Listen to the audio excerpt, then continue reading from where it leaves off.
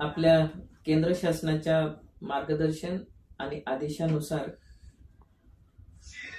दिनांक 28 फेब्रुवारी 2026 रोजी माननीय आपले देशाचे पंतप्रधान सन्माननीय नरेंद्र मोदी साहेब यांच्या हस्ते HPV लस या मोहिमेचा शुभारंभ करण्यात आलेला आहे।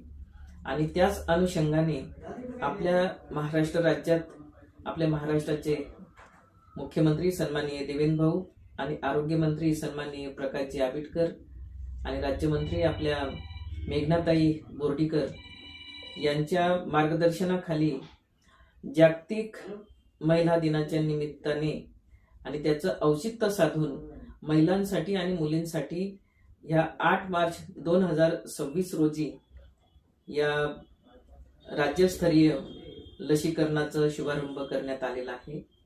आणि त्या अनुषंगाने आपल्या धुळे जिल्ह्यातील ही मोहीम 3 महिन्यापर्यंत आपल्याला ही चालू करण्याचा आदेश आपल्याला आलेला आहे।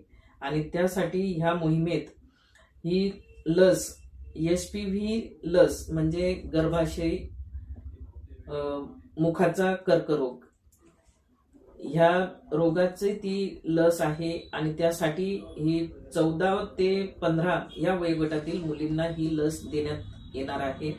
आणि त्यासाठी आपल्या शासनाने ही लस 14 ते 15 वर्ष वयोगटातील मुलींसाठी ही मोफत देण्याचे आदेश दिलेले आहेत। आणि त्यासाठी ही लस आपल्या जिल्ह्यातील जिल्हा रुग्णालय आणि उपजिल्हा रुग्णालय, प्राथमिक आरोग्य केंद्र आणि ग्रामीण रुग्णालय अशा ठिकाणी ही लस उपलब्ध होणार आहे।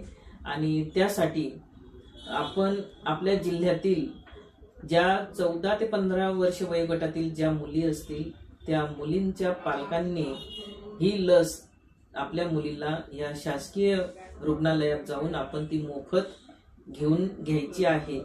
कारण या लसीपासून आपल्याला मुलींना भविष्यात जो गर्भाशयाचा मुखाचा जो कर्करोग आहे या रोगापासून आपल्याला ते पुढे भविष्यात सुरक्षित आणि संरक्षण होईल यासाठी आपल्याला ही लस घेणं फार आवश्यक आहे।